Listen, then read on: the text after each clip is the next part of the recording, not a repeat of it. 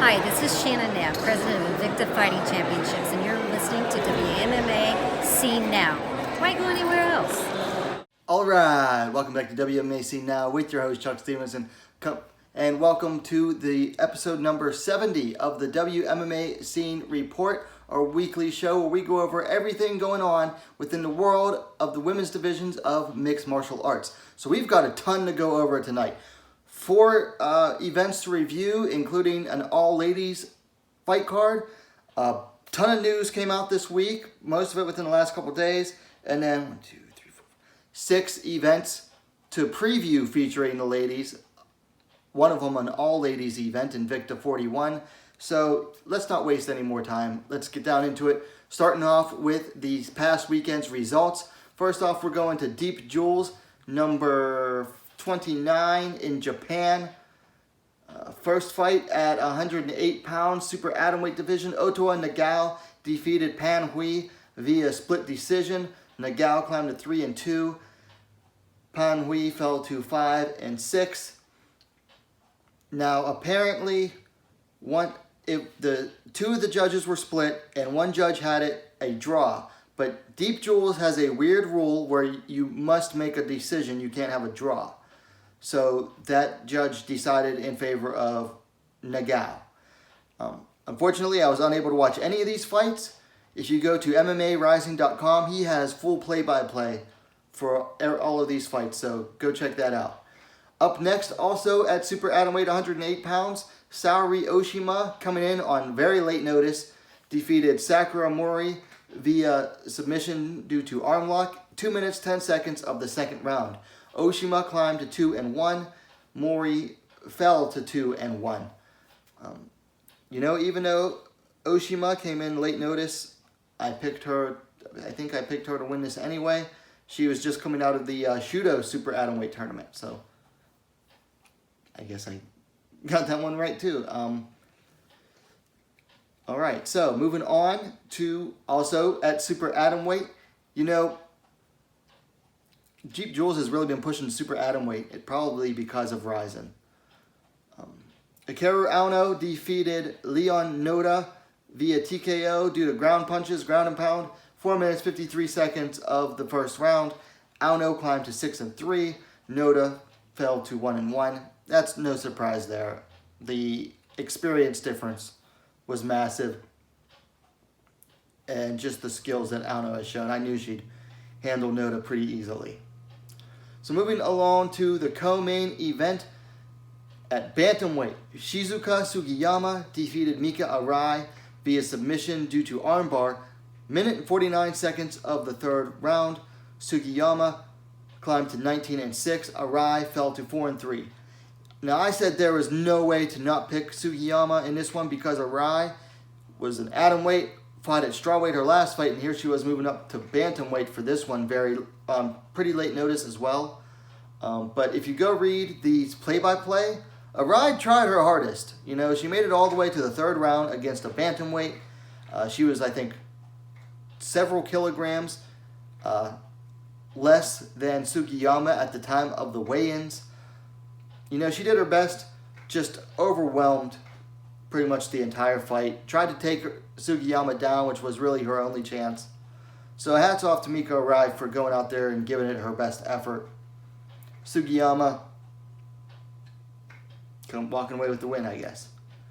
And in the main event, strawweight interim championship, Miki Motono defeated Asami Nakai via TKO due to ground punches. 4 minutes, 23 seconds of round 1. Motono climbed to 5-1. Nakai fell to 4-3. I'll admit this is the only fight on this card I got wrong. Congratulations to Miki Motono. She is now the interim Deep Jewels strawweight champion. That will probably get elevated eventually. Moving along to Friday, Pancrase 316. Now this one was not on Fight Pass.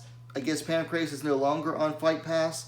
But Takeo Hashi defeated Emiko Raika via unanimous decision or 3-round. Well, it doesn't say unanimous, but via 3-round decision. Takeo Hashi climbed to 17-8. Rika fell to 11-7. Takeo Hashi stopped a losing skid there. I think she was on a 2-fight skid. Rika had her 2-fight run halted, or 2 or 3 fights. Probably the oldest official fight in women's mixed martial arts history here. Combined age of 87. Hashi was 42. Rika is 45. So congrats to Takeo Hashi on her win there. Going to Saturday, Double GFC number 4 had one ladies fight at strawweight. Bohyun Park defeated Hyunji John via submission due to rear naked choke. 4 minutes 53 seconds of round 3. Park climbed to 3-1. John fell to 3-4. Now I did a full review on this. I just released it a few hours before the recording of this one. Please go check that out. And I linked the fight in a pinned comment. Please go check the fight out. It is very much worth watching. Not the highest skill level, but this was an exciting fight, and you got to watch the fight. It's worth it. Very fun, exciting fight to watch here. Then finally, for this past weekend, UFC Fight Island number 3, Whitaker versus Till. Had 2 ladies fights. First up at bantamweight, Pani Kianzad defeated Betch Correia via unanimous decision. Kianzad climbed to 13-5. Correia fell to 11-5. Betch Correia just did not have the fight IQ needed to adjust to Kianzad's striking. Kianzad pretty much walked away with the fight. Bad time to be Betch Correia right now. I believe that was the last fight on her contract too. UFC will probably keep her on, but man, not a good way to go into contract negotiations. I kind of feel bad for her. On the main card though, at strawweight, Carla Esparza defeated Marina Rodriguez via split decision. Esparza climbed to 17-6. Rodriguez fell to 12-1-2. I did a full review on this. If you want, please go check that out. I don't know why one judge gave it to Rodriguez. She spent the majority of the fight on her back. A lot of people will argue that she did the most damage, but they're mostly arguing from a standpoint of visual damage, and it was all done in the first round. That doesn't win you 3 rounds. Anyway, Esparza completely exposed. Well, everyone kind of knew that Rodriguez had a weak ground game and bad takedown defense. Esparza just completely exposed it, though. They're not going to give Rodriguez another wrestler probably for a long time. I picked Rodriguez to win, but I'm really happy that Carla Esparza won. I've been a fan of hers for since the Invicta days, so nice to see Carla get the win. All right, so that was it for this past weekend's results. Without further ado, let's get into the news. We got a lot to cover here. First up, recently crowned LFA strawweight champion Vanessa Demopoulos has signed to fight on Dana White's Contender Series for the upcoming season. She already has a date, August 11th, and she is taking on Corey McKenna, coming in with a 4-1 record. I've never seen McKenna's fights. I'm going to try to watch some of them, but I've heard that she is a very strong prospect. So, along with Demopoulos, should make for a good fight. Recent flyweight turned bantamweight Brittany Cloudy announced via IG that she is signed back with Invicta FC. They already announced that she's going to be taking on, who did they say? It's at Invicta 42. Autumn Norton. She'll be fighting Autumn Norton at Invicta 42. Speaking of Invicta 42, I don't think I have it in my notes here, but Invicta 42, the full lineup has been released. I did a video on that. Please go check that out as well. Also, Dana White Contender Series, September 29th, is going to have a strawweight bout between Luana Pinheiro and Stephanie Frausto. Frausto, I think, is like 7-6. Pinheiro is 7-1, I believe. Interesting matchup there. In Aries news, Aries FC announced via their official Twitter they have signed Italian flyweight Lucrezia Ria She is 8-2 and is on a 6-fight win streak. So that's a nice signing there for the nascent, promotion, Aries FC. Which, at first they seemed like they were going to be an African promotion, but it seems like they're signing more and more French and European fighters. I think they're moving to France, it seems like. Anyway, moving on to Brave Combat Federation. Brave CF37 has announced 2 different ladies fights. First up, a catchweight bout between Nina Back, making her debut, and Josephine Lindgren Knudsen, also making her debut. And then also on August 1st, that's this weekend, a strawweight bout between Vera Nikkanen, coming in 2-2. She's taking on Bianca Antman, making her debut. And then at Brave 38, which is going to be next weekend, also in Stockholm, that's August 8th, a catchweight bout between Millie Erickson and Lisa Lindvall. I don't have their records available, unfortunately. Moving along back to Japan for Deep Jewels, they have announced that Deep Jewels 30 is going to take place on November 1st. So taking a little bit of a break before their next event. I think they're waiting to see if they can have a full crowd for that one. This past weekend's event, they had 50% crowd, I believe it was. Moving along, Per Combate, Brazilian MMA website, Gloria de Paula of Brazil has signed to fight on Dana White's Contender Series this year. She is 4-2 as a pro out of the Shoota Box Academy, so always love watching Shoota Box fighters. And then Ryzen 22, August 9th, announced a strawweight fight. Yeah, strawweight. It is strawweight. Between Ayaka Hamasaki and Tomo Maesawa. Maesawa is the current Deep Jewels atomweight champ. Hamasaki, of course, is Ryzen's former super atomweight champ. Just lost the title on New Year's Eve to Sahi Ham. First fight for Hamasaki since then. For some reason, it's at strawweight. I don't know why. Another bout announced for Dana White's Contender Series on August 18th at strawweight. Cheyenne Buys, I believe she is 4-1, taking on Hillary Rose. I forget her. Didn't write down her record, unfortunately. My apologies for that. And then moving along to some more interesting news. UFC / Ultimate Fighter and Invicta Fighting Championships veteran flyweight Deanna Bennett has announced that she has signed with Bellator MMA and she is targeted to fight Liz Carmouche. That's another time that with Bellator that I gotta question their matchmaking. That is not a fight that's going to come across as a fan favorite. I like Deanna Bennett. She is a character. She is a very interesting person. But she's mostly a wall installer, and then you got Liz Carmouche. So, don't know what to say about that one. But it's nice to see Deanna Bennett get signed to a bigger promotion. Back into the UFC news. October 16th, they have a flyweight bout between Gillian Robertson, coming in 8-4, and Poliana Botelho, 8-2. And then for their October 3rd event, they have targeted a bantamweight bout between Juliana Pena, who's coming in 9-3. She's taking on Germaine de Randami, 9-4. Very pivotal fight for the bantamweight division. Pena, if she wins this, she could possibly argue for the next title shot at bantamweight against the champ Amanda Nunes. Very high stakes for her.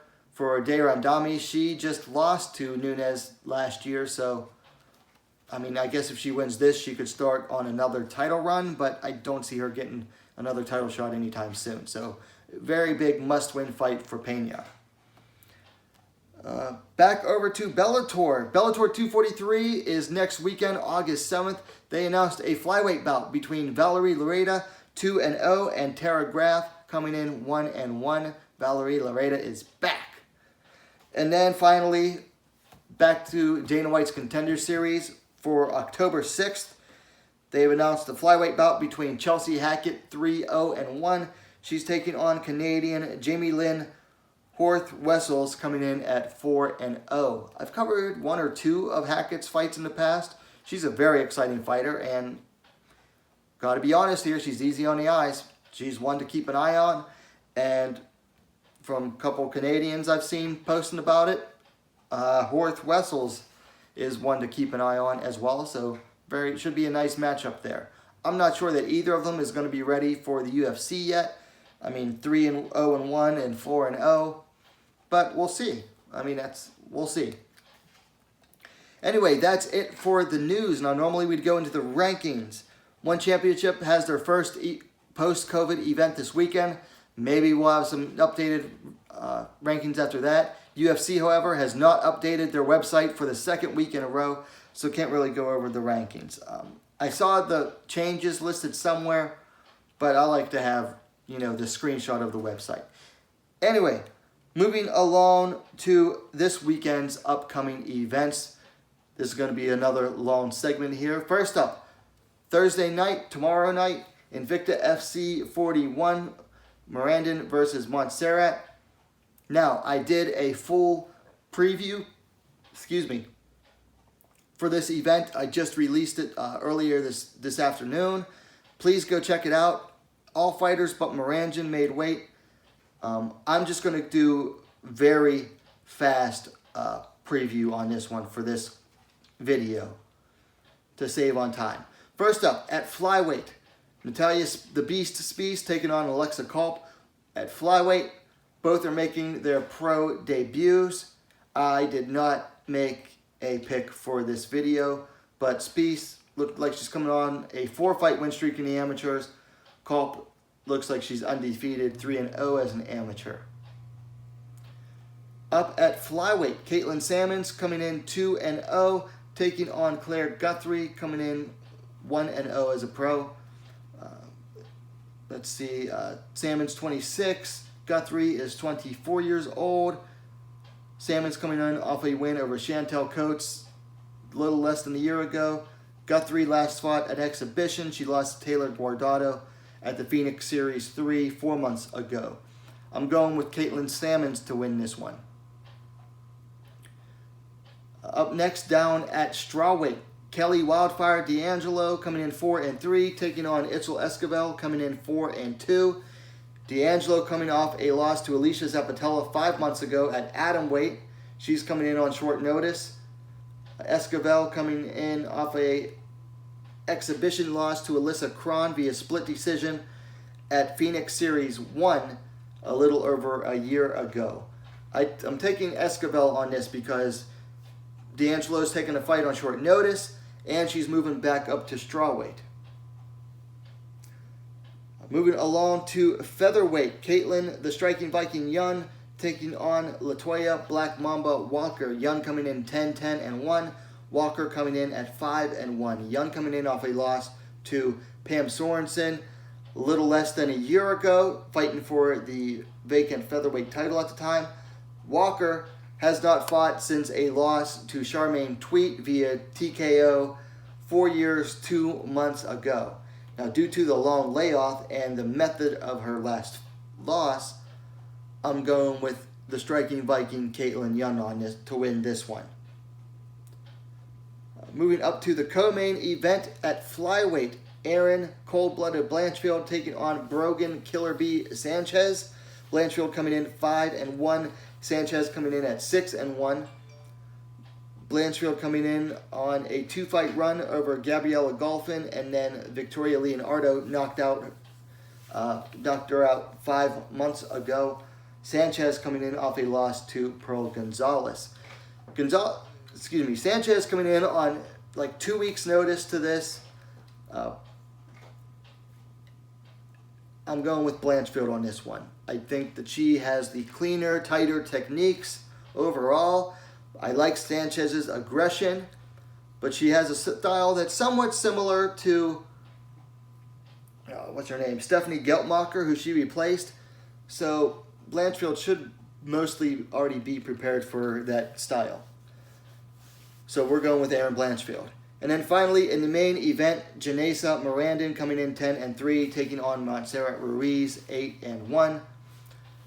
Mirandan coming in on a 2-fight skid, first to Verna Jandaroba and then lost to Emily Ducote 11 months ago. Ruiz coming off her first loss of her career to Danielle Taylor a little over a year and a half ago. I'm going with Mirandan on this one. Now, she missed weight. I'm not happy about it. But she overall has faced tougher competition. She has a stronger strength of schedule, so I'm going with Mirandan to win this one.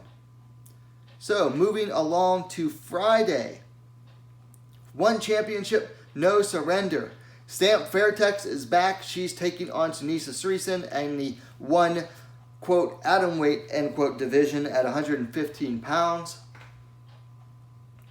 Stamp coming in 4-0, undefeated as a mixed martial artist. Last fight was a win over Pooja Tomar via TKO 6 months ago. Tunisia Streason hasn't fought. She is undefeated as well, 3-0.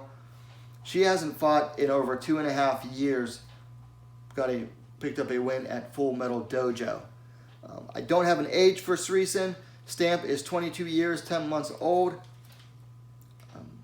Streason stands 5 feet 1 inch, 155 centimeters tall, just a little shorter than Fairtex, who is 5 feet 2 inches, 157 centimeters tall. You got to go with Fairtex on this one. She's definitely going to have the better striking, and she has been fighting more recently. So got to go with Fairtex to win this one. But very excited to see her back, and can't wait to do a review on this fight as well. Also, I believe this one is Friday. Yep, Friday. UAE Warriors 12 in Abu Dhabi has one ladies fight in flyweight. Corinne Laframboise coming in at 5-3, taking on Manon Fiorot coming in 2-1. The Canadian Laframboise coming in on a 2-fight run over Dee Begley, and then Cornelia Holm via split decision. Fiorot, what's going on with her record? Hold on, looks like she had a couple exhibitions. On a 2-fight run as well. She lost her pro debut to Leah McCourt, but she is now on a 2-fight run as well over Melanie Gugis, and then Amanda Lino. She beat Lino back in December of 2019. Let's see. Don't have an age available for either fighter. Fiorot coming in 2 inches taller, 5'7", 169 centimeters, to Laframboise 5'5", 165 centimeters. Don't have a reach available for Fiorot. And Laframboise has a reach of 64 inches, 163 centimeters. I don't know anything about these two. I believe someone told me that Laframboise is someone to keep an eye on, although Fiorot is the former EFC champ, so she could be someone to keep an eye on as well. Just wanted to let everyone know that this fight was on. I'm not sure how you'll be able to watch it. I think if you go to UAEwarriors.com, they'll have something on it if you desire to watch it. Moving along to Saturday. First up, we're going to Japan for Shooto. The main event, Super Atomweight Tournament Final that will crown Shooto's ever first female champion. Mina Karobi coming in 15-5, taking on Megumi Sugimoto coming in at 5-1. Karobi coming in off of 3 straight wins in this tournament over, 2 of the wins are in the tournament. Over Tanya Anguera and then Saori Oshima. Sugimoto coming in 5-1 as a pro. In the tournament, she defeated Satomi Hirose and then Mirai Nakamura. Karobi is much older fighter, 43 years to 30 for Sugimoto. Sugimoto stands 1 inch taller, 5 feet 3 inches, 160 centimeters, to 5 feet 2 inches, 158 centimeters for Karobi. Now, Karobi might be getting up there in years, but she can still handle her own against a lot of fighters, particularly the lesser experienced fighters like Sugimoto. Sugimoto has looked very strong in this tournament. Now, she actually had to win a tournament to get into this tournament. Shudo had like a weird round robin style tournament.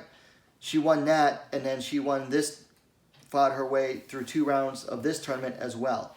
So I'm not going to underestimate Sugimoto, but Karobi, this is her last chance, her last real, championship run for her career. She's obviously winding down at 43 years of age, but she's been very strong. I think I picked Angara to win against her, but she beat Angara via TKO.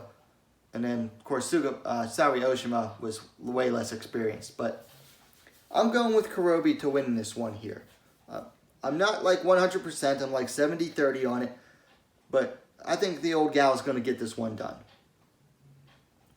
Also on Saturday, Brave Combat Federation 37 has a pair of ladies bouts. First up at a 119-pound catchweight, Nina Back, making her pro debut, taking on Josephine Lindgren. I believe this is pronounced Knutson. Also making her pro debut. Both ladies are out of Sweden.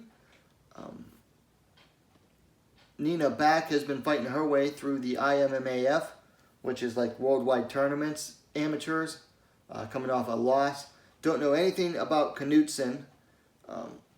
She is 24 years. I don't have an age for Back for some reason. On Tapology, Back is going to be 1 inch taller, 5 feet 4 inches, 163 centimeters, to Knutson's 5 feet 3 inches, 160 centimeters. Don't have a reach listed for Back. Knutson is listed at 59.8 inches, 152 centimeters reach. I don't know anything about these two. I'm just putting them up there to keep you all informed. I'm going to try to watch the card, though, if I can. I believe it's on Fight TV. Also on that card, a strawweight bout between Vera Nikkanen, coming in 2-2. The Finn taking on Swedish Bianca Antman, making her pro debut. She's another strong amateur making her debut. Been fighting through those IMMAF tournaments. Only stats I have available on those two is their height.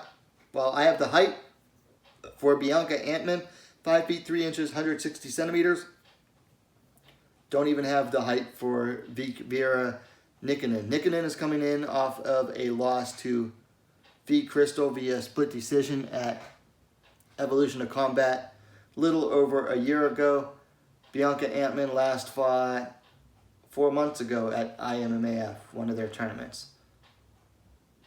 Looks like she won that tournament. Yeah, 2 fights in a day.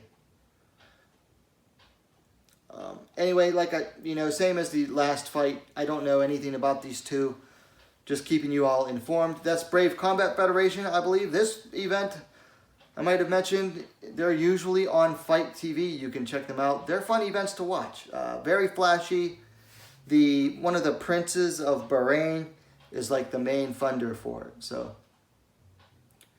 finally, on Saturday, UFC Fight Night, Brunson versus Shabazian. This is supposed to be Holm versus Aldana. Unfortunately, Aldana caught the Rona.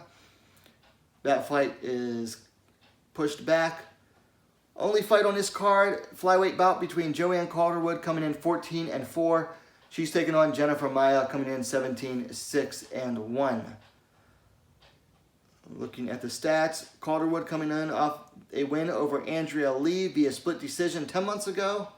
Before that, she dropped a unanimous decision to Caitlyn Chukagian a little over a year ago. Maia coming in off of a loss to Caitlyn Chukagian 8 months ago. Before that was on a 2-fight run over Alexis Davis and then Roxanne Modafferi in a rematch from a fight they had a few years back in Invicta. Anyway, Calderwood is the older fighter, 34 years to Maia's 31. Calderwood's the taller fighter, 5 feet 6 inches to 168 centimeters to Maia's 5 feet 4 inches, 163 centimeters.